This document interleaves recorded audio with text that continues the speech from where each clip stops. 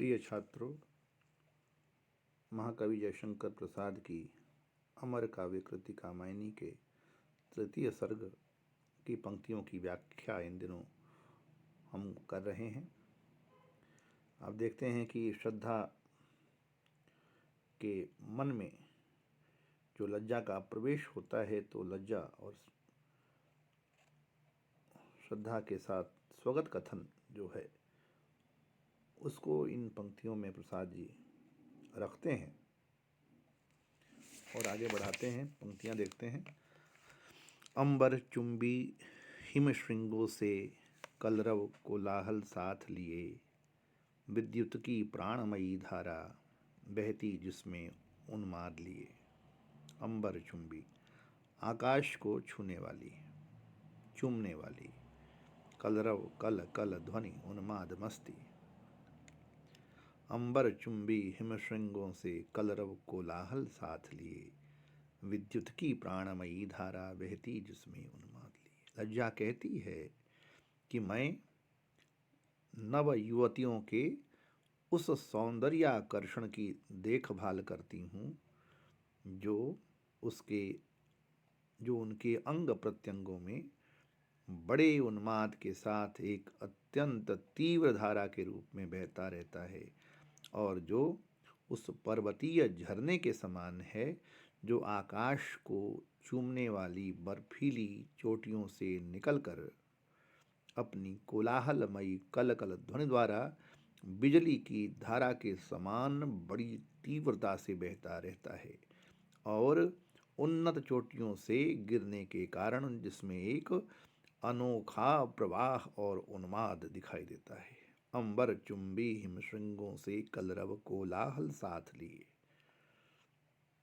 कोलाहलमयी कल कल ध्वनि द्वारा विद्युत की प्राणमयी धारा बहती जिसमें उन्माद लिए। मैं नवयुवतियों के उस सौंदर्याकर्षण की देखभाल करती हूँ जो उनके अंग प्रत्यंगों में बड़े उन्माद के साथ एक अत्यंत तीव्र धारा, विद्युत की प्राणमयी धारा के रूप में बहता रहता है। यहाँ इन पंक्तियों में प्रसाद जी ने तरुणी के सौंदर्य की तुलना एक पर्वतीय झरने से अत्यंत मार्मिक रूप में की है। यह चित्रण भी कितना यथार्थपरक है, क्योंकि जिस प्रकार पर्वतीय झरना ऊंचाई से प्रवाहित होने के कारण अत्यंत वेगमय और आकर्षक रूप में दिखाई देता है, उसी प्रकार नारी सौंदर्य भी शुभ्र, आकर्षक और उन्मादमय होता है। वह सादृश्य योजना अत्यंत मनोहारी है। यहाँ सांग रूपक अलंकार है इन पंक्तियों में।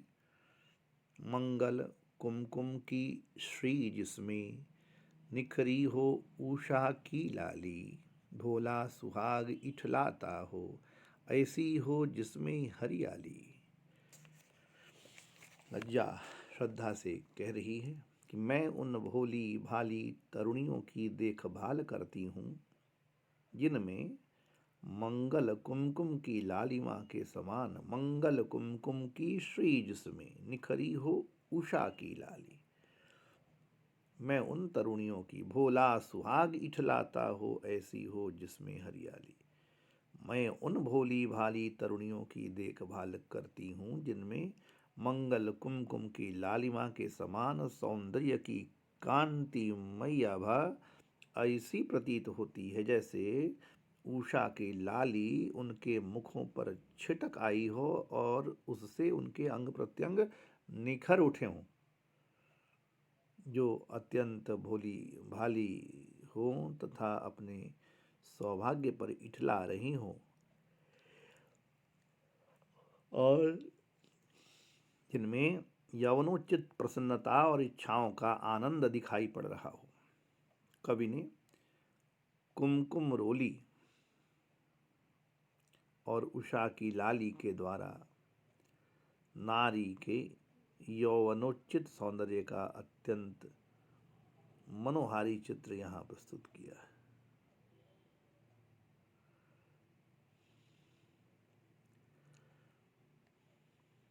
निखरी हो उषा की लाली में उत्प्रेक्षा, भोला सुहाग इठलाता हो में विशेषण विपर्यय, तथा ऐसी हो जिसमें हरियाली में रूप का अतिशयोक्ति अलंकार है। हो नयनों का कल्याण बना, आनंद सुमनसा बिकसा हो, बासंती के वन वैभव में जिसका पंचम स्वर पिकसा हो। लज्जा श्रद्धा से अपनी बात कह रही है, अपने विषय में बता रही है कि मैं कौन हूँ, अपना परिचय दे रही है, अपने स्वरूप के बारे में, अपनी स्वभाव के बारे में, अपने लक्षणों के बारे में श्रद्धा से बता रही है कि मैं कौन हूँ। मैं तरुणी नारियों के सौंदर्य की रक्षा करती हूँ और उनके अंग प्रत्यंगों में फूलों के समान विकसित होकर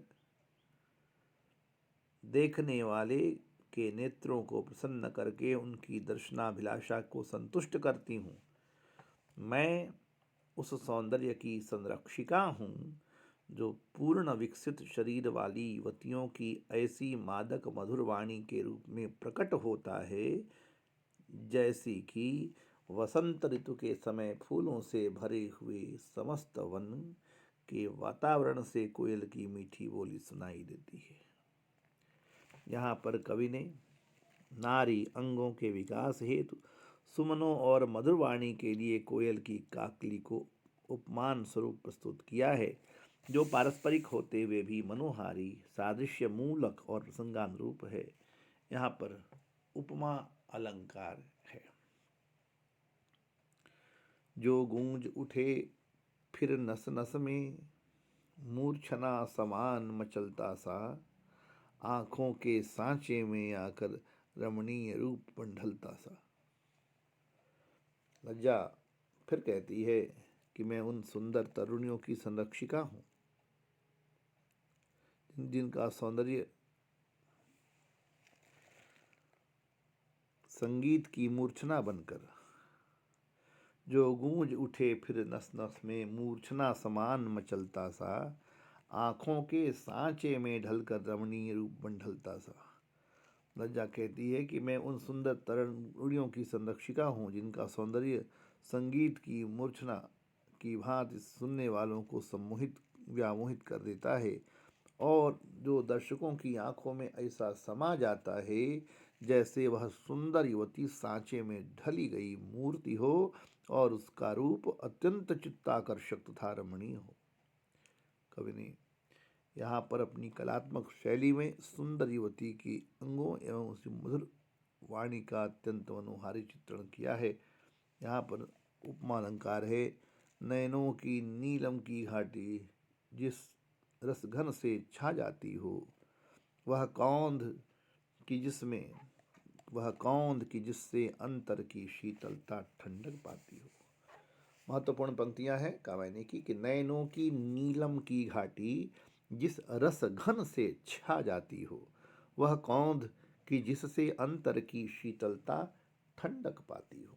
मैं तरुणियों के उस सौंदर्य की संरक्षिका हूँ जो उनकी आँखों में प्रेम रस के रूप में इस प्रकार छाया रहता है जिस प्रकार नीलम पर्वत की घाटियों में जल से भरे हुए बादल छाए रहते हैं और जो तरुणियों की आँखों का कटाक्ष बनकर रहता है, जिससे दर्शकों के हृदयों को ठंडक प्राप्त होती है, जैसे बादलों में बिजली चमकने के उपरांत वर्षा करने की क्षमता होती है और उससे पृथ्वी भी कष्टता प्रदान करती है। नैनों की नीलम की घाटी जिस रसघन से छा जाती हो, वह कौंध की जिससे अंतर की शीतलता ठंडक पाती हो। कवि ने यहाँ पर बड़ी सुंदर सादृश्य योजना प्रस्तुत की है। सुंदर तरुणी के नेत्रों को नीलम की घाटी, नेत्रों में छाए प्रेम रस को जल युक्त बादल और कटाक्ष को बिजली की चमक कहकर सुंदर उपमान प्रस्तुत किए गए हैं। नयनों की नीलम की घाटी तथा जिस रस घन से जा जाती हो में रूपक, कौंध में रूप का अतिशयोक्ति तथा समस्त पद में सांग रूपक अलंकार है। इस महत्वपूर्ण व्याख्या को बार बार समझने और मनन करने की आवश्यकता है। धन्यवाद।